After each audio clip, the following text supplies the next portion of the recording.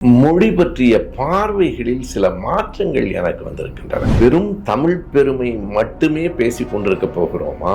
தமிழை அடுத்தடுத்த தளங்களுக்கு கொண்டு போக முயற்சிப்போமா? பிற மொழிகளை தாழ்த்த வேண்டியதில்லை, பிற மொழிகளின் மீது ஆதிக்கம் செலுத்த வேண்டியதில்லை, பிற மொழிகளை வெறுக்க வேண்டியதும் இல்லை. ஹிந்தி அந்நிய மொழி என்றால் ஆங்கிலம் அந்நிய மொழி இல்லையா? சமஸ்கிருதத்தில் இருந்தாலும் எனக்கு ஒன்றும் எதிர்ப்பு. தமிழ் ஒடுக்கப்பட்ட தாய்மொழியே போதும் என்பதை நான் ஏற்கவில்லை. ஹிந்தியின் மீதும் சமஸ்கிருதத்தின் மீதும் எனக்கு அல்லது என் போன்றவர்கள் கோபமும் வெறுப்பும் இருக்கிறது. தமிழிலிருந்து தான் உலகத்தில் உள்ள எல்லா மொழிகளும் வந்தன என்பதில் எனக்கு இப்போது உடன்பாடு இல்லை. சுபவி அவர்கள் ஒரு தமிழ் துரோகி ஆகிவிட்டார், அவருக்கு தமிழ் பற்று இல்லை அப்படிலாம் சொல்றாரு. பொது வாழ்வுக்கு வந்ததற்கு பிறகு பாராட்டுகளும் விமர்சனங்களும். அவன் இந்தி தோழனோ சிங்கள தோழனோ என் தோள் மீது கை போட்டு கொண்டு வர எனக்கு சம்மதம். அந்நிய மொழிகள் என்பதால் அவை எதிரி மொழிகள் என்று அதற்கு பொருள் இல்லை. நாங்கள் பாண்டியன் பரம்பரை சேரனை சேர்ந்தவர்கள், இவையெல்லாம் இனி உதவாது. தமிழ் பெருமை மட்டுமே பேசி சமூகம் சார்ந்த சிந்தனைகளில் இருந்து விலக மாட்டேன். எனக்கு ஜாதியும் வேண்டாம், சாதியும் வேண்டாம், எனக்கு பாஷாபிமானமும் கிடையாது, தேசாபிமானமும் கிடையாது என்று சொன்ன தலைவர் நான் அறிந்த வரையில் பெரியார். தமிழ் பெருமையை, தமிழ் உணர்ச்சியை திமுக கழக மேடைகள் தான் தமிழ்நாட்டில் உருவாக்கி. மொழி வெறி வேண்டாம் அப்படின்னு நீங்க சொல்றதுக்கு காரணமான விஷயங்கள் என்ன? யார் அந்த மாதிரி பேசுறாங்க? எது உங்களை அப்படி சொல்ல வைத்தது? தமிழ் என்று சொல்லுவதன் மூலமாக தமிழ் இளைஞர்களை எல்லாம் தங்கள் பக்கத்திலே கொண்டு வந்து விட முடியுமா என்கிற முயற்சி தங்களின் அரசியல் பிழைப்பாக மட்டும் ஆக்கி கொண்டு தமிழ் உணர்வை ஊட்டியவர்களை எல்லாம் இழிவுபடுத்தி பேசுகிறவர்கள் இன்றைக்கு களத்துக்கு வருகிற போது ஒன்றை நாம் சொல்ல வேண்டியிருக்கிறது. வெறும் தமிழ் பெருமை பேசிக் கொண்டிருக்காதீர்கள், தமிழ் உரிமைக்கு போராட வாருங்கள்.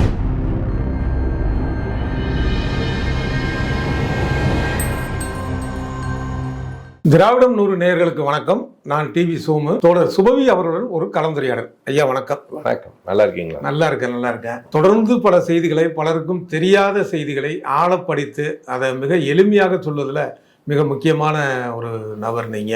இன்னும் சொல்ல போனா பெரியாரிய தொண்டர்களுங்கிறத தாண்டி பெரியாரிய தலைவர்கள் முக்கியமானவர் நீங்க. உங்களுடைய தமிழ் பற்று, தமிழர்கள் மீதான பற்று எல்லாம் எல்லாருக்கும் தெரியும். இதை தாண்டி ஒரு சர்ச்சையான விஷயம் இப்போ என்ன போயிட்டு இருக்கு அப்படின்னா, சுபவி அவர்கள் ஒரு தமிழ் துரோகி ஆகிவிட்டார், அவருக்கு தமிழ் பற்று இல்லை, தமிழ் அந்த மொழி உணர்வு தேவையில்லை அப்படின்லாம் சொல்றாரு. அப்படிங்கிற மாதிரி இந்த தமிழ் தேசியம் பெயரில் இருக்கக்கூடிய போலிகள் விமர்சனம் பண்ணுறது அது ஒரு இயல்பான விஷயம், நம்ம அதை பொருட்படுத்த வேண்டியதில்லை. ஆனால் திராவிட இயக்க உணர்வுள்ள சிலரே இப்படி சொல்ல ஆரம்பிச்சிருக்கிறாங்க.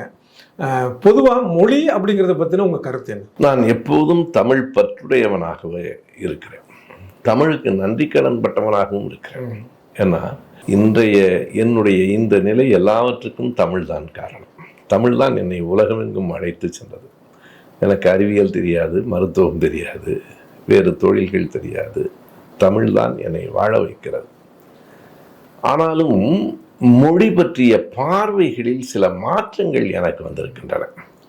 அதை இவர்கள் தமிழ் துரோகி என்று சொல்லலாம், அது விமர்சனங்கள் வரும். பொது வாழ்வுக்கு வந்ததற்கு பிறகு பாராட்டுகளும் விமர்சனங்களும் வரும். நான் மொழியை வெறும் உணர்ச்சி கொண்டு மட்டும் பார்க்காமல் அறிவு சார்ந்தும் பார்க்க வேண்டும் என்று கருதுகிறேன். இந்த மொழி பற்று என்பதை விட நாம் தமிழ் பற்று என்றே வைத்துக் கொள்ளலாம். தமிழ் அறிவு வேறு, தமிழ் உணர்ச்சி வேறு. இரண்டும் சேர்ந்திருப்பது சிறப்பு. இரண்டில் ஒன்றிருந்தாலும் அது பாராட்டிற்குரியது. தமிழ் உணர்ச்சி உடையவர்கள் தமிழ் அறிவை வளர்த்து கொள்ள வேண்டும், தமிழ் அறிவு மிகுந்தவர்கள் தமிழ் உணர்ச்சி உடையவர்களாகவும் இருக்க வேண்டும். ஆனால் எங்கே வேறுபாடு வருகிறது என்றால், இந்த தமிழ் அறிவு, தமிழ் உணர்ச்சி, இதனால் வருகிற தமிழ் பற்று, இவைகளை கொண்டு வெறும் தமிழ் பெருமை மட்டுமே பேசி கொண்டிருக்க போகிறோமா? தமிழை அடுத்தடுத்த தளங்களுக்கு கொண்டு போக முயற்சிப்போமா என்பதுதான். தமிழ் பெருமை என்பது ஒரு பக்கம், தமிழ் உரிமை என்பது மறுபக்கம். தமிழ் உரிமைக்காக, தமிழுக்காக மட்டுமல்ல, பொதுவாக ஒவ்வொருவரும் தங்களின் மொழியின் உரிமைக்காக போராட வேண்டும். போராடுவது இயல்பு, உலகம் முழுவதும் போராடி கொண்டிருக்கிறார்கள், அதில் எந்த மாற்றமும் இல்லை. எல்லோருக்குமே தங்கள் மொழி உயர்வானது என்கிற எண்ணம் இருக்கும், அதுவும் பிழையில்லை. பிற மொழிகளை தாழ்த்த வேண்டியதில்லை, பிற மொழிகளின் மீது ஆதிக்கம் செலுத்த வேண்டியதில்லை, பிற மொழிகளை வெறுக்க வேண்டியதும் இல்லை என்பது அடிப்படையான நோக்கம். அப்படியானால் எந்த மொழியையும் நீங்கள் எதிர்க்கவில்லையா என்றால், நான் இந்தியை, சமஸ்கிருதத்தை எதிர்க்கிறேன். மொழி திணிப்பை அதுதான் நான் எதற்காக எதிர்க்கிறேன் என்றால், இந்தியின் மீதும் சமஸ்கிருதத்தின் மீதும் எனக்கோ அல்லது என் போன்றவர்களுக்கோ என்ன கோபமும் வெறுப்பும் இருக்கிறது. எந்த ஒன்று என் தோளில் ஏறி அமர முயற்சி செய்கிறதோ அதை நான் புறந்தள்ளியே தீர்வேன். அது இயற்கையான உணர்வும் கூட. நான் பல கூட்டங்களில் சொல்லி இருக்கிற இன்குலாபினுடைய சொற்களையே சொல்லுகிறேன். அவன் இந்தி தோழனோ சிங்கள தோழனோ என் தோள் மீது கை போட்டு கொண்டு வர எனக்கு சம்மதம். ஆனால் எந்த பயலும் என் தோளில் ஏறி அமர்வதை ஏற்க முடியாது. அவ்வளவுதான் அதற்குள் இருக்கிற கோட்பாடு.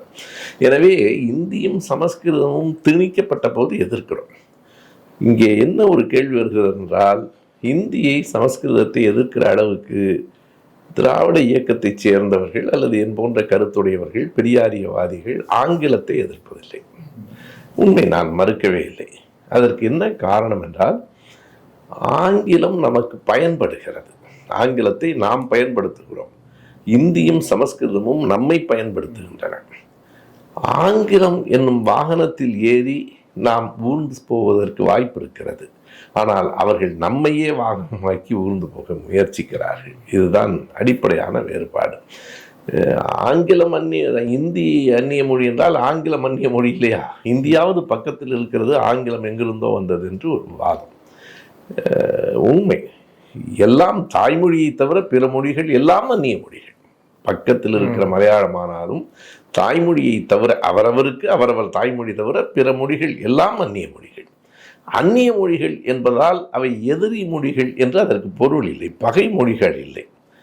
எது உங்களுக்கு பயன்படுகிறதோ, எந்த மொழி உங்களுக்கு உதவுகிறதோ அதை நீங்கள் கற்றுக்கொள்ளலாம். அது அவரவர் விருப்பம், அவரவர் உரிமை, அவரவர் தேவை. அப்படி இல்லாமல் எந்த பயன்பாடும் இல்லாமல் நீ இதை படித்தே தீர வேண்டும். என்ன காரணம்? ஏன் நான் படித்தாக வேண்டும்? 100க்கு 50 பேர் அந்த மொழி பேசுகிறார்கள் என்பதற்காக அந்த மொழி பேசாத இன்னொரு 50 பேர் அதை பேசியாக வேண்டும் என்கிற எந்த கட்டாயமும் இல்லை. அப்படித்தான் இந்தியாவிலே இந்தியை ஆட்சி மொழி என்கிறார்கள். இந்தி என்பது கூட அவர்கள் வெறும் முன்னோட்டம் தான். சமஸ்கிருதம் தான் அவர்களுக்கான அடிப்படை நோக்கம். ஆகையினால் அந்த மொழி திணிப்பை எதிர்க்கிறோம். அதுவரை ஆட்சி மொழி என்று சொல்வதே தவறு. ஆமாம், அப்படி ஒரு வரையறையே இல்லை. அபிஷியல் லாங்குவேஜ் என்றால் அலுவல் மொழி என்று சொல்லுவதால், ஆனால் ஆட்சியில் அது பயன்படுவதால் ஆட்சி மொழி என்று சொல்லலாம். பெரிய பிழை இல்லை. தேசிய மொழி என்று எதுவும் இல்லை. நேஷனல் லாங்குவேஜ் என்று எதுவும் இல்லை. நான் அறிந்த வரையில் ஆங்கிலேயர்கள் காலத்துக்கு முன்னால் ஆட்சி மொழி என்றே ஒன்று இருந்ததாக தெரியவில்லை. அந்தந்த வழக்கு மொழிகள் தான் பயன்பட்டிருக்கின்றன. அது ஒரு புறம். எங்கே என்னை பார்த்து இப்போது தமிழுக்கு எதிராக பேசுகிறார் என்கிற குற்றச்சாட்டு வருகிறது என்றால், நான் தமிழ் பெருமை பேசுவதை குறைத்து கொண்டிருக்கிறேன். தேசியவன் தான், இல்லை என்று சொல்லவில்லை.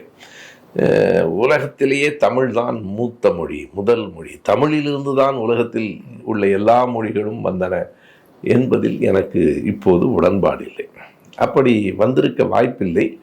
வந்திருந்தாலும் அதனால் நாம் பெரிய பெருமை கொள்ள வேண்டியதில்லை. நம்முடைய மொழி தொன்மையான மொழி, உண்மைதான். அதனால் என்ன என்று ஒரு கேள்வி எனக்கு வருகிறது. 200 ஆண்டுகளுக்கு முன்னால் தான் அந்த மொழி வந்தது, இருந்து விட்டு போகட்டும். அது அவனுடைய தாய்மொழி.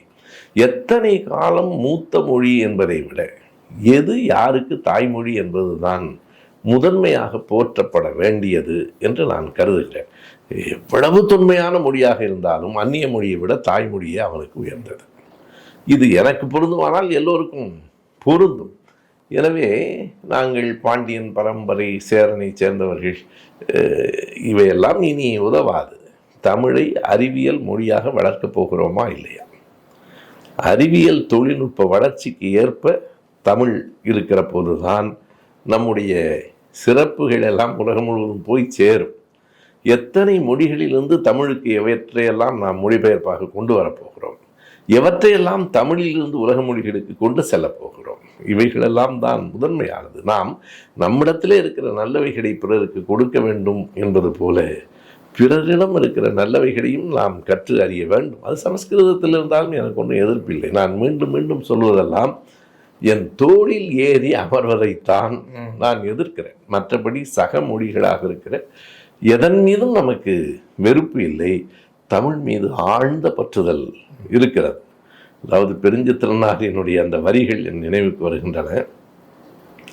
எதுவரை எம் மூச்சு இயங்குகின்றதோ, எதுவரை எம் உடல் இம்மண் தோயுமோ, எதுவரை எம் மனம் நினைவலை எழுப்புமோ அதுவரை மொழியின ஆர்ப்படங்காது என்று அவர் எழுதுகிறார். அந்த உணர்வு நமக்கும் இருக்கிறது. எதுவரை இந்த மூச்சு இயங்குமோ, இந்த உடல் இந்த மண்ணில் தோயுமோ, என் மனம் நினைவலைகளை எழுப்புமோ அதுவரை நான் தமிழ் பற்றுடையவனாக, தமிழை பற்றி பேசுகிறவனாக, தமிழில் பேசுகிறவனாக இருப்பேன். ஆனால் தமிழ் பெருமை மட்டுமே பேசி சமூகம் சார்ந்த சிந்தனைகளிலிருந்து விலக மாட்டேன். இரண்டுக்கும் இருக்கிற வேறுபாடு இதுதான். நான் இயல்பாக இப்படி சொல்லுவது உண்டு. ஜாதியை எதிர்க்கிறாயா என்று கேட்டால் ஆம், நான் ஜாதியை எதிர்க்கிறேன். சாதி என்று சொல்லுங்கள் என்று சொல்லுகிறவர்களை நான் எதிர்க்கிறேன். எனக்கு ஜாதியும் வேண்டாம், சாதியும் வேண்டாம். அது ஜாவா சாவா என்பதல்ல பிரச்சனை.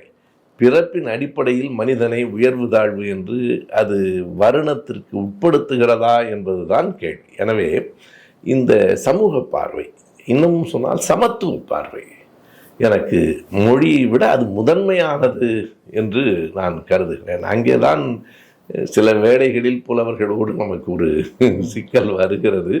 மற்றபடி தமிழ் பற்றில் எனக்கு எந்த மாற்றும் இல்லை. தமிழை நேசிக்கிறேன். ஒவ்வொருவரும் தாய்மொழியை நேசிக்க வேண்டும். அவரவர் அவர் தாய்மொழியை நேசிக்க வேண்டும். எத்தனை மொழிகளை வேண்டுமானாலும் கற்றுக்கொள்ளலாம். தாய்மொழியின் மீது பற்றுக்கொள்ள வேண்டும் என்று கருதுகிறவன். ரொம்ப சிறப்பாக சொன்னீங்க. இப்போ இந்த மொழி வெறி வேண்டாம் அப்படின்னு நீங்கள் சொல்கிறதுக்கு காரணமான விஷயங்கள் என்ன? யார் அந்த மாதிரி பேசுகிறாங்க? எது உங்களை அப்படி சொல்ல வைத்தது? ஏன் அந்த மாதிரியான ஒரு மொழி வெறி அப்படிங்கிற சொல்ல வைத்தது யார்? எப்போதும் நம்முடைய சிந்தனைகளை நம்மை சுற்றி இருக்கிற சூழ்நிலை மாற்றுகிறது. அதுதான் உண்மையும் கூட. அதை நான் மொழி வெறி என்று கூட சொல்ல மாட்டேன். வெறி என்று ஒரு கூடுதல் பற்று, அதீத பற்று தவறு இல்லை. ஆனால் அதை மட்டுமே தங்களின் பிழைப்பு வாதமாக மாற்றிக்கொள்ளுகிறவர்கள் இன்றைக்கு வளர்ந்து கொண்டிருக்கிறார்கள். நான் நேரடியாக அரசியலில் இதைத்தான் குற்றம் சொன்னேன். மற்றவைகளை பற்றியெல்லாம் கவலை இல்லை. வெறுமனே தமிழ் என்று சொல்லுவதன் மூலமாக தமிழ் இளைஞர்களை எல்லாம் தங்கள் பக்கத்திலே கொண்டு வந்து விட முடியுமா என்கிற முயற்சி. நாம் திராவிடர் கழகத்துக்கும் திமுகவுக்கும் இடையிலான இந்த வேறுபாடு இருக்கிறது. ஐயா பெரியார் அவர்கள் எல்லாவற்றையும் அறிவுபூர்வமாக மட்டுமே சிந்தித்தார். எனக்கு பாஷாபிமானமும் கிடையாது, தேசாபிமானமும் கிடையாது என்று சொன்ன தலைவர் நான் அறிந்த வரையில் பெரியார் தான். அப்படி யாரும் சொல்ல மாட்டார்கள். அவருக்கு இருந்தெல்லாம் மனிதாபிமானம் மட்டும்தான். திமுக கழகம் தோன்றிய பிறகு உண்மையாய் சொன்னால் தமிழ் பெருமையை, தமிழ் உணர்ச்சியை திமுக கழக மேடைகள் தான் தமிழ்நாட்டில் உருவாக்கின. அறிஞர் அண்ணாவும், தலைவர் கலைஞரும், நாவலரும், பேராசிரியரும், கவிஞர் கண்ணதாசனும் அந்த பாடிய பாடல்கள், இவர்களுக்கெல்லாம் பின்புலமாக இருந்த புரட்சி கவிஞர் பாரதிதாசனின் பாடல், இவைகளெல்லாம் தமிழ் உணர்ச்சியை ஊட்டின. ஏனென்றால் தமிழ் உணர்ச்சி வருகிற போதுதான் அந்நிய மொழிகளின் ஆதிக்கத்தை எதிர்க்கிற குணம் வரும். இயல்பாக பலர் கேட்பார்கள், தமிழ்தாய் வாழ்த்து இருக்கிறது, எங்காவது ஓமை இங்கிலீஷ் மதர் என்று எவனாவது பாடுகிறானா என்று. இல்லை, தமிழ்தாயை வாழ்த்துவது, போற்றுவது, இப்படியெல்லாம் இங்கிலீஷ் மதர் என்கிற ஒரு உருவகம் எல்லாம் இல்லை. காரணம், தமிழ் ஒடுக்கப்பட்டது. ஆங்கிலம் அயர்லாந்தில் இருக்கிற ஐரிஷ் மொழியை ஒடுக்கிய போது அந்த மக்கள் மொழியின் பெயரால் எழுந்தார்கள். வி த ஐரிஷ் என்று தான் எழுந்தார்கள். அதை பார்த்துத்தான் ஐயா ஆதித்தனார் அவர்கள் நாம் தமிழர் என்கிற கட்சியை தொடங்கினார். அது அயர்லாந்திலிருந்து வருகிறது. வி தி ஐரிஷ் என்பதுதான். அது டிவேலரா காலத்தில் தொடங்கிட்டு, அதற்கு அடிப்படை காரணம் என்ன என்றால், அயர்லாந்தில் இருக்கிற ஐரிஷ் மொழியை ஆங்கிலம் ஒடுக்கியது. அப்போது ஆங்கிலத்துக்கு எதிராக அவர்கள் எழுந்தார்கள், ஐரிஷ் மொழியை பாராட்டினார்கள்.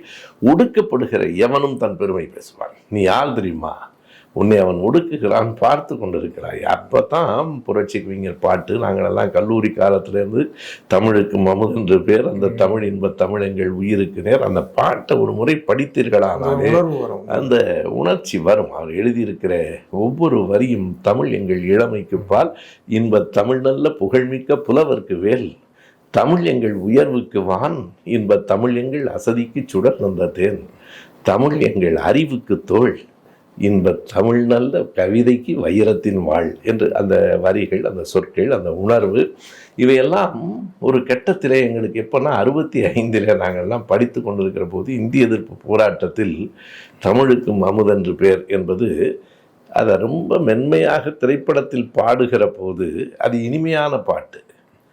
தமிழ் எங்கள் அறிவுக்கு தோள், தமிழ் எங்கள் கவிதைக்கு வைரத்தின் வாழ் என்கிற போது அது இனிமை அல்ல, அது ஒரு எழுச்சிக்கும் வேகத்துக்கும் முடியதாக இருந்தது. அதற்கு ஒரு தேவை இருந்தது.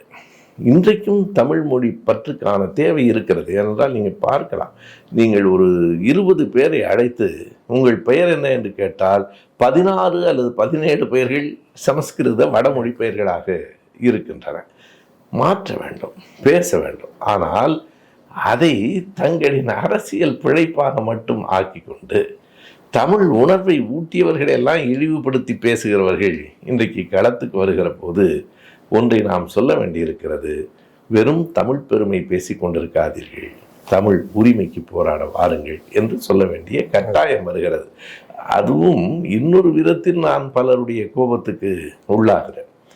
தமிழ்தான் உலக மொழிகளுக்கெல்லாம் தாய்மொழி என்கிற கூற்று அறிவியலுக்கு உகந்ததாக இல்லை. அப்படி இருக்க முடியாது என்று நான் கருதுகிறேன். இப்படி சொல்வதால் தமிழின் பெருமையை குறைத்ததாக அது ஆகாது. உலகில் பல பகுதிகளிலும் மனித இனம் தோன்றி இருக்கிற போது அங்கங்கே ஒரு குழு மொழி தான் வந்திருக்கும். ஒரு மொழி எப்படி வந்திருக்கும் என்பதற்கு 10 வகையான கோட்பாடுகளை சொல்வார்கள். தமிழிலேயே மிகப்பெரிய மொழியியல் அறிஞர்கள் இருந்திருக்கிறார்கள். நம்முடைய திராவிட மொழி நூல் ஞாயிறு ஐயா பாவாணர் தொடங்கி மாகரல் கார்த்திகேயனார், ஐயா அகத்தியலிங்கம், அதற்கு பின்னாலும் கூட அருளியார், ஐயா பெருஞ்சித்திரனார், சாத்தூர் சேகரன், பேராசிரியர் அரசேந்திரன், பலர் இருந்திருக்கிறார்கள். உலக அளவிலும் கூட ஜெஸ்பர்சன், சர் வில்லியம் ஜோன்ஸ், ப்ரூம்விக், இவர்கள் எல்லோரும் பல கோட்பாடுகளை சொல்கிறார்கள். 10 விதமான மொழி கோட்பாடுகள் உண்டு. ஒரு மொழி எப்படி தோன்றியிருக்கும், bow wow theory, pooh pooh theory, ding dong theory, இப்படி பல தியரி உண்டு. அந்த பூஃபு தியரி என்றால் போல செய்தல், பேசுவதை பார்த்து பேசுவது. ஓவோ தியரி என்பது போல செய்தல். பூஃபு தியரி என்பது உணர்ச்சியின் வெளிப்பாட்டில் கோபத்தில் வருகிற அந்த மொழி. பிறகு த லாங்குவேஜ் ஆஃப் ஜெஸ்டர், சைகை மொழி. இப்படி பல்வேறு விதமான மொழி கோட்பாடுகள் இருக்கிறது. இவற்றிலெல்லாம் ரொம்ப பழமையான கோட்பாடு எது என்றால் தெய்வீகம் சார்ந்த கோட்பாடு தான். கடவுளால் உருவாக்கப்பட்டது ஹீப்ரு மொழி. இந்த பழைய மொழிகள், தொன்மையான மொழிகளுக்கெல்லாம் இப்படி ஒரு பார்வை உண்டு. இந்த மொழி கடவுளால் உருவாக்கப்பட்டது. ஹீப்ருவை சார்ந்தவர்கள் அப்படித்தான் சொல்கிறார்கள். கிரேக்கம், லத்தீன், தமிழ் மொழியிலும் இது சிவன் கொடுத்த மொழி, முருகன் கொடுத்த மொழி, அகத்தியர் அந்த இது இவற்றையெல்லாம் நான் ஏற்பதில்லை. அகத்தியர் ஒரு கலசத்தையை கவிழ்த்தார். இப்படி அறிவியலுக்கு புறம்பான புராண கதைகளின் மூலம் எத்தனை காலம் நாம் பிள்ளைகளுக்கு தவறான செய்திகளை நாம் சொல்ல போகிறோம் என்று கேட்கிற நேரத்தில் நான் தமிழுக்கு எதிரானவன் அல்ல, இந்த புராண கதைகளுக்கு எதிரானவன். இரண்டாவது, தமிழ்தான் உலகத்தின் முதன் மொழி, தமிழுக்கு பிறகுதான் எல்லாம் என்றெல்லாம் நான் போட்டிக்கு போவதில்லை. என் தாய்மொழி தமிழ், மக்களுக்கு எந்த விதத்தில் பயன்படுகிறது, அவ்வளவுதான். நீங்க மேலும் மேலும் தமிழை அறிவியல் சார்ந்த மொழியாக ஆக்குங்கள். அறிவியல் செய்திகளை உள்ளே கொண்டு வாருங்கள். இந்த சமூகத்தை அறிவியல் சமூகமாக, அறிவு சார்ந்த சமூகமாக மாற்றுங்கள். உணர்ச்சி மனிதனுக்கு தேவை, உணர்ச்சி மட்டுமே போதாது. அந்த அடிப்படையில் தான் நான் சொல்கிறேன். உணர்ச்சியற்ற ஒரு மனிதனை அது மரக்கட்டை தானே. வெறும் அறிவு மட்டுமே இருக்கிறது என்றால் அவன் மரக்கட்டை. உணர்ச்சி மட்டுமே இருக்கிறது, அறிவில்லை என்றால் அவன் விலங்கு. ஆனால் விலங்குகள் கூட அறிவுள்ளவையாகத்தான் பல இடங்களில் இருக்கின்றன. எனவே விலங்குக்கு கீழாக மனிதன் போய்விடுவான். இதை சமன் செய்து கொண்டே இருப்பது, பேலன்ஸ் என்று ஆங்கிலத்தில் சொல்வார்கள். அறிவையும் உணர்ச்சியும் சமன் செய்து கொள்ளுங்கள். வெறும் உணர்ச்சி வயப்படாதீர்கள். உலகத்தில் இருக்கிற மொழிகளினுடைய அத்தனை சொற்களும் தமிழில் இருந்து தான் போயிருக்க வேண்டும் என்கிற தேவையெல்லாம் இல்லை. அதனால எந்த வித பலனும் இல்லை. இல்லை, அப்படி இருக்கவே முடியாது. இங்கே விளைகிற பொருள் அவனுக்கு தெரியவில்லை என்றால் இந்த பொருளை அவன் மொழி, இந்த மொழி பெயரை அவன் எடுத்துக்கொள்ளலாம். அங்கே இருந்து வருகிற ஒரு பொருளுக்கான பெயரை அவன் மொழியில் கூட நாம் எடுத்துக்கொள்ளலாம். ஆனால் வாழ்க்கையில் இருக்கிற மிக சாதாரணமாக உண்ணுதல், உறங்குதல், இது எல்லா மனிதனுக்கும் பொதுவானது, எல்லா மொழிக்காரனுக்கும் பொதுவானது. இதை நான் கடன் வாங்க வேண்டிய தேவையே இல்லை. மொழி கலப்பு இருக்கும், மொழி கலப்பு இருக்கும். அதை பிற மொழி கலக்காமல் பேச முயற்சிப்பது எல்லா மொழிகளுக்கும் நல்லது. ஆங்கிலத்தில் பேசும்போது ஆங்கிலத்திலேயே பேசுங்கள், தமிழில் பேசினால் தமிழிலேயே பேசுங்கள். நாம் பல நேரங்கள் பார்க்கிறோம், பல சொற்கள், நாம் பேசுகிற சொற்கள் நம் தமிழ் சொற்களாக இல்லை. அதாவது இந்த வருஷம் இந்த வெயில் ஜாஸ்தி அப்படின்னு சொல்கிறோம். இதில் வருஷம் என்பதும் தமிழ் இல்லை, ஜாஸ்தி என்பதும் தமிழ் இல்லை, அது உருது மொழி சொல். பல சொற்கள் ஒரு வரியில் ஓரிரு சொற்கள் வேற்றுமொழி சொற்களாக இருப்பது போய் ஓரிரு சொற்கள் மட்டுமே தமிழாக இருக்கிறது. இவற்றையெல்லாம் கவனத்தில் கொள்ள வேண்டும். நாம் பார்க்கிறோம், இப்போது நம்முடைய தமிழகத்தின் முதலமைச்சர் கூட திருமண வீடுகளில் பல இடங்களில் சொல்லுகிறார், நீங்கள் உங்கள் குழந்தைகளுக்கு தமிழில் பெயர் சூட்டுங்கள். அது சொல்லப்பட வேண்டிய இடம் திருமண வீடு தான். எனவே தான் அவர் அதை சரியாக சொல்கிறார். எனவே திராவிட இயக்கத்திற்கு தமிழ் பற்று இல்லை என்பதெல்லாம் அபத்தமான அவதூறு. திராவிட இயக்கம் தான் அந்த உணர்வை ஊட்டியது. அதற்காகத்தான் நான் பாரதிதாசன் பாடலை ஏறத்தாழ பல வரிகளை சொல்லியே காட்டியதற்கு காரணம், அந்த உணர்வை இந்த மண்ணில் ஊட்டிய இயக்கம் திராவிட இயக்கம் தான். அதில் எந்த மாற்றும் இல்லை. அந்த உணர்ச்சியை பயன்படுத்தி கொண்டு வளர சிலர் இன்றைக்கு முயற்சிக்கிறார்கள். உணர்வூட்டுங்கள், ஆனால் அதை பிழைப்பாக்காதீர்கள். இப்போ இந்த மொழி அப்படிங்கிறதோட தெய்வீகத்தை சேர்த்துறாங்கன்னு ரொம்ப அருமையாக சொன்னீங்க. சிவன் கொண்டு வந்த மொழி, அகத்தியர் மொழின்னு. ஆனால் அப்படிப்பட்ட ஒரு மொழியை, அதாவது அவங்க பாணியில், அவங்களுடைய பார்வையில் அப்படிப்பட்ட ஒரு மொழியை சீர்திருத்துறது தந்தை பெரியார் தான். அந்த அளவுக்கான ஒரு விஷயமாக நம்ம பார்த்தாலும் கூட நல்லா சரியான ஒரு பார்வையாக இருக்கும்னு நினைக்கிறேன். அந்த சீர்திருத்தம் தான் இன்றைக்கு தட்டச்சிலிருந்து கணிப்பொறி வரைக்கும் அந்த எழுத்துகள் நமக்கு பயன்படுகின்றன. அந்த கொம்பு போட்ட எழுத்து இன்றைய தலைமுறை பிள்ளைகளுக்கு தெரியாது. கலை என்றால் லை ஒரு யானை தும்பி மாதிரி இருக்கும். அது எல்லாவற்றுக்கும், அதாவது வேற ஒன்றுமல்ல, அதில் ஒரே மாதிரியான தன்மை. நீங்கள் ஒன்றுக்கு இப்படி போடுகிற போது இன்னொன்றுக்கு இடை அப்படி போட வேண்டியதில்லை என்கிற ஒரு பொதுத்தன்மை நோக்கியது. 1935 ஐயா பெரியார் அவர்கள் அந்த எழுத்து சீர்திருத்தத்தை சொன்னார். திமுக கூட ரொம்ப நாள் ஏற்கவில்லை. எல்லாம் உண்மைதான். எம்ஜிஆர் அந்த எழுத்து சீர்திருத்தத்தை ஏற்றார். அவருக்கு சொல்ல வேண்டும். இன்றைக்கு எல்லா ஏடுகளிலும் அது வந்துவிட்டது. நீங்க அண்ணா என்றால் 3 சுழி நா போட்டு அப்படி ஒரு வட்டம் சுழிக்கிற கட்டமெல்லாம் இன்றைக்கு இல்லை. அண்ணா என்றால் 3 சுழி நாவுக்கு பக்கத்திலே ஒரு கால் வாங்கி துணை எடுத்து அண்ணா என்று வருகிறது. இந்த மாற்றங்களையும் பெரியார் செய்தார். அது மட்டுமல்லாமல் 1970 டிசம்பர் 1ஆம் தேதி விடுதலை ஏற்றில் நமது நிலை என்கிற தலைப்பில் ஐயா ஒரு துணை தலையங்கம் எழுதியிருக்கார். அது எந்த சூழல்னா, தமிழை பயிற்று மொழியாக கலைஞர் ஒரு சட்ட முன் வடிவை 1970 நவம்பர் 30ஆம் தேதி சட்டமன்றத்தில் முன்மொழிகிறார். சிலம்பு செல்வர் மாப்போசி அவர்கள் அதை வழிமொழிகிறார். அதை ஆதரித்து பெரியார் எழுதியிருக்கார். அதுதான் கருணாநிதி சொல்வதை கேளுங்கள், நான் தமிழுக்கு எதிரி என்றும் ஆங்கில தாசன் என்றும் பலர் சொல்கிறார்கள். பெரியார் எழுத அந்த வரியை நினைவுபடுத்தி சொல்கிறேன். எனக்கு தமிழை தவிர வேறு எந்த மொழியும் தெரியாது. தமிழில் தான் படிக்கிறேன், தமிழில் தான் எழுதுகிறேன். நான் ஏன் தமிழை எதிர்க்கப் போகிறேன்? தமிழை அறிவியல் மொழியாக ஆக்க வேண்டும், தமிழர்கள் தமிழால் அறிவு பெற வேண்டும் என்பதற்காக நான் சில வேளைகளில் கடுமையாய் பேசியிருக்கிறேன் என்பது உண்மைதான். மற்றபடி தமிழுக்கு நான் எதிரி இல்லை. முதலமைச்சர் மாண்புமிகு கருணாநிதி அவர்கள் சொல்வதை கேளுங்கள். அந்த தலையங்கம் எப்படி முடிகிறது என்றால், நான் எழுந்து நிற்கக்கூட முடியாத வயதான காலத்தில் இருக்கிறேன். அடுத்த தலைமுறை பிள்ளைகளே, தமிழில் படியுங்கள், தமிழை வளர்த்து கொள்ளுங்கள் என்று 70 டிசம்பர் என்று பெரியார் எழுதியிருக்கிறார்.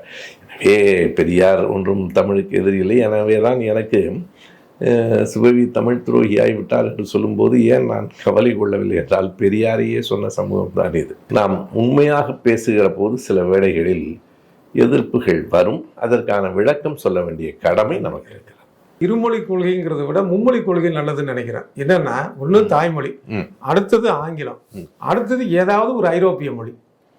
ஏன் நான் எனக்கு தெரிந்த அளவில் நான் சொல்றது காரணம் என்னன்னா, ஒரு ஜெர்மனியாக இருக்கட்டும், பிரான்ஸாக இருக்கட்டும், இல்லை எந்த ஒரு நாடாக இருக்கட்டும், ஐரோப்பிய நாடுகளில் அடுத்த 5 வருடங்களில் எந்தெந்த துறையெல்லாம் இங்கே ஆள் பற்றாக்குறை ஏற்படும் அப்படிங்கிறத அது 5 வருடமோ இல்லை ஒரு சில வருடங்களுக்கு முன்பாகவோ அவங்க போட்டுடுறாங்க, ஆய்வு செய்து அதை வெளியிடுறாங்க. அது இணையத்தில் கிடைக்குது. அப்போ ஒரு மருத்துவம் படிக்கிற மாணவன் கூடுதலாக ஃப்ரெஞ்சு கற்றுக்கிட்டானா, ஃப்ரெஞ்சில் எனக்கு மெடிக்கலில் வேலை இருக்குன்னா அங்கே அணுகிறது ஈஸியாக இருக்கும். அதே மாதிரி இல்லை ஒரு பெல்ஜியமா இல்லை ஜெர்மனா ஏதோ ஒரு மொழியில், இது வெளிநாட்டுக்கான நண்பர் சொன்ன ஒரு கருத்து, அது என்னுடைய கருத்தாகவும் இருக்கிறதுங்கிறனால அதை சொல்லுவேன். அதனால் இருமொழிங்கிறத விட மும்மொழியாக தமிழ் ஆங்கிலம், கூடுதலாக ஒரு வேலை வாய்ப்பு மிக்க ஒரு ஐரோப்பிய மொழி.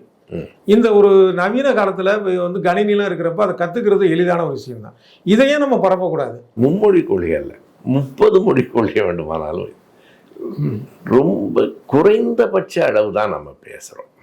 ஒரு மினிமம் ரெக்குயர்மெண்ட் ஆங்கிலத்தில் தாய்மொழியும் இன்னொரு மொழியும் என்றால் 2வது இடத்தில் எனக்கு ஆங்கிலம் தான். அதுக்கு வேற ஒரு காரணமும் இல்லை. ஆங்கிலம் சிறந்த மொழி, எல்லாம் மொழிகளில் சிறந்த மொழி, தாழ்ந்த மொழி, மொழிகளில் அறிவியல் மொழி, மூட நம்பிக்கை மொழி, அப்படிலாம் ஒன்றும் கிடையாது. எல்லா செய்திகளும் எல்லா மொழிகள்லையும் இருக்கு. எந்த மொழி கூடுதலாக பயன்படுகிறது? நான் அறிந்த வரையில் ஆங்கிலம் உலக மொழியெல்லாம் இல்லை, ஆனால் உலக அளவில் ஆங்கிலம் தான் கூடுதலாக பயன்படுகிறது. நீங்கள் பிரெஞ்சு கற்றுங்க, பெல்ஜியம் கற்றுங்க, அமெரிக்காவில் உதவாது. நீங்கள் ஃப்ரான்ஸை தாண்டி போய் ஜெர்மனியில் கூட ஃப்ரெஞ்சு உதவும், ஆனால் ஆங்கிலம் எல்லா இடத்துலையும் உதவும். போதுமானதோ அதுதான் அந்த நாட்டு மொழின்னும் நான் சொல்லலை. சீனாவிலும் முன்பெல்லாம் சீனா ஜப்பான்லாம் ஆங்கிலம் படிக்கலை, தாய்மொழி மட்டும். இன்றைக்கு ஜப்பானில் நம்ம நண்பர் ஒரு வாரத்துக்கு முன்னாடி பேசிகிட்டு இருந்தேன், எல்லா பள்ளியிலையும் ஆங்கிலம் படிக்கணும் அப்படின்னு சொல்ல. ஏனென்றால் பயன்பாடு, நீங்கள் யூட்டிலிட்டின்னு ஆங்கிலத்தில் சொல்கிறேன் பாருங்கள், அதாவது அதனுடைய சிறப்பு, அதில் எவ்வளவு இலக்கணம் இருக்குது, அதெல்லாம் இல்லை. பயன்பாடு எது கூடுதலாக பயன்படுகிறது? நீங்கள் அப்படி பார்த்தால் நான் என்கிட்ட ஏதாவது இன்னொரு மொழி கற்றுக்கலாமா, 3வது ஏதாவது மொழி சொல்லுங்க அப்படின்னா ஃப்ரெஞ்செல்லாம் இல்லைங்க. அங்கே எனக்கு தெரிந்து மிக கூடுதலாக ஆங்கிலத்துக்கு அடுத்தது பயன்பாடு உள்ள மொழியாக இருப்பது ஸ்பானிஷ் தான். ஸ்பானிஷ் மொழி தான். ஏன்னா அந்த லத்தீன் அமெரிக்கன் கண்ட்ரிஸ், தென் அமெரிக்க நாடுகள் பூராத்துலையுமே ஸ்பானிஷ் மொழி தான். அங்கே போயிட்டீங்கன்னாலே ஸ்பானிஷ் தான். ஆமாம், அவங்க எல்லாம் அர்ஜென்டினா, பிரேசில் எங்கே போனாலும் அந்த. அதற்கு என்ன காரணம்னா, அமெரிக்காவின் வடக்கு பகுதியை ஆங்கிலேயர்கள் ஆக்கிரமித்த போது தெற்கு பகுதியை ஸ்பானிஷ் பீப்புள் போய் ஆக்கிரமிச்சான். அந்த ஸ்பெயின் மொழி அதிகமாக ஆட்சி அதிகாரம். அதனால் அதுவும் மக்கள் எண்ணிக்கையில் நான் சொல்கிறேன், அதுதான் சிறந்த. எப்போதுமே மீண்டும் மீண்டும் எங்கே நான் மாறி இருக்கேன்னா, தமிழ் சிறந்த மொழி அப்படிலாம் ஒன்றும் இல்லை. தமிழ் மொழி, ஆங்கிலம் ஒரு மொழி, ஸ்பானிஷ் இன்னொரு மொழி, அவ்வளோதான். எனவே இது சிறந்த மொழி என்பதற்காகவெல்லாம் இல்லை, பயன்பாட்டுக்கு உரிய மொழியாக இருக்கிறது. இன்னொன்றும் இருக்குது, நீங்கள் இந்தியே நான் கூடாதுன்னு சொல்லலை. நீங்கள் உத்தரப்பிரதேசத்துக்கு வேலைக்கு போனால் நீங்களே ஹிந்தி கற்றுக்குவீங்க, யாரும் உங்களை சொல்ல வேண்டாம். தேவை கருதி நமக்கு இயல்பா எது தேவையோ அது கருதி. ஆனால் நீங்கள் பாருங்கள், ஆனால் குஜராத் மார்வாடியிலேருந்து வர சேர்த்து இன்னமும் தமிழ் கற்றுக்க மாட்டேங்கிறாங்க, தமிழ் கற்றுக்க மாட்டேங்கிறான். அதை தான் ஐயா பெருஞ்சித்திரன் சொல்லுவார், பல சொற்கள் நமக்கு வேற்றுமொழி சொற்களாக இருக்கும், சில சொற்கள் 2 மொழியில் கலந்து போய் எப்படி வந்ததுன்னே தெரியாமல் வந்துடும் தம்பிப்பார். இந்த பரவாயில்லைங்கிற சொல்ல அவர் சொல்லுவார். பர்வாங்கிறது ராஜஸ்தீன்ல இருக்க மார்வாடிகளின் சொல்லாது. பர்வான்னா குற்றமா நமக்கு தெரியாது. நம்ம ஆடு ஒரு கடையில் அடகு கடைக்கு போயிருப்பான், அதை வச்சுருப்பான், மீட்க முடியாது. சேட்டு நான் அடுத்த வாரம் தர்றேன்னு அவன் பர்வா நகின்றான். பர்வா நகின்னா ஒன்றும் குற்றம் இல்லை, இப்போ அடுத்த வாரம் கொடுக்குறான். அப்புறம் அவன் கொஞ்சம் தமிழ் கற்றுக்கிட்டான், நகிக்கு பதிலாக இல்லைன்னு அவனுக்கு தெரிஞ்சிச்சு, பர்வா இல்லைன்றான். அந்த பர்வா இல்லைதான் நம்ம பரவாயில்லை அப்படின்னு பேசும். இவையெல்லாம் கால ஓட்டத்தில் மக்கள் கலந்து தொழில் செய்கிற போது, வணிகம் செய்கிற போது வரும். ஆனால் அப்போ நீங்கள் போயிட்டீங்கன்னா உங்களுக்கு எந்த மொழி தேவையோ அதை நீங்கள் கற்றுக்கொள்வது. மேற்கு வங்கத்தில் கல்கத்தாவில் வேலை பார்க்குறவன் வங்க மொழி கற்றுக்கொள்வது இயற்கை தானே.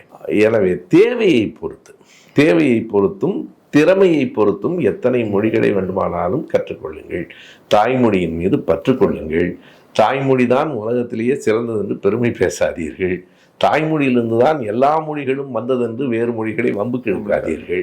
இவற்றைத்தான் நான் சொல்லுகிறேன். இவற்றுக்கெல்லாம் தமிழ் துரோகி என்று பெயர் என்றால், அப்படி பெயர் சூட்டியவர்கள் மறுபடியும் மொழி பற்றிய சிந்தனைகளை தங்களுக்குள் ஏற்படுத்திக் கொள்ள வேண்டும். இறுதியான ஒரு கேள்வி இது. அதாவது மனுஸ்மிருதியில் சொல்லியிருக்குது இல்லை, அதாவது சூத்திரர்கள் அர்த்தம் இல்லாத பெயரை அந்த ஒரு இதில் தான் பெயர் வைக்கணும், அதே மாதிரி ரொம்ப ஒரு உயர்வான ஒரு பெயராக வைக்கக்கூடாது அப்படின்ட்டு. ஆனால் இன்றைக்கி பார்த்தீங்கன்னா அதே சமஸ்கிருதத்துலேருந்து ஒரு பெயர் வச்சுருக்காங்க, அது என்ன அர்த்தம் தெரியாமல் வச்சுருக்கிற போக்கு இருக்குது. இப்போ உங்களுடைய அமைப்புங்கிறது ஒரு அரசியலை தாண்டி சமுதாயம் நோக்கின்னு சொல்வதனால தமிழில் பெயர் வைப்பதற்கான ஒரு இயக்கம் அப்படிங்கிறத மறுபடியும் நீங்கள் முன்னெடுத்தா என்ன? எடுக்கலாம். அதாவது மறுபடியும் மொழிக்கான முதன்மையாக மொழி பற்றிய சிந்தனையோடு அது நின்று விடுகிறதுங்கிற ஒரு அச்சம் இருக்கு. எங்களுக்கு சமத்துவம் தான் முதல் இடம் அப்படிங்கிற இடத்துல நாங்கள் நிற்கிறோம். அப்படி இருக்கிற போது தமிழில் பெயரிடுங்கள், தமிழில் கையொப்பம் இடுங்கள், இதெல்லாம் நாங்கள் வலியுறுத்துகிறோம், இல்லைன்னு நம்ம சொல்லலை. ஆனால் அதையே முதன்மைப்படுத்தும் போது இந்த நீங்கள் பார்க்கலாம், இங்கே நம் சமூகத்தில் அனைத்தையும் சாதி தீர்மானிக்கிறது. நீங்கள் சொன்ன மாதிரி பெயர் எப்படி வைக்கணும், எப்படி உடுத்தணும், என்ன சாப்பிடணும், எல்லாவற்றையும் ஜாதி தீர்மானிக்கும். மரக்கறி உண்கிறவன் உயர்ந்தவன், புலால் உண்கிறவன் அசுரர்கள்.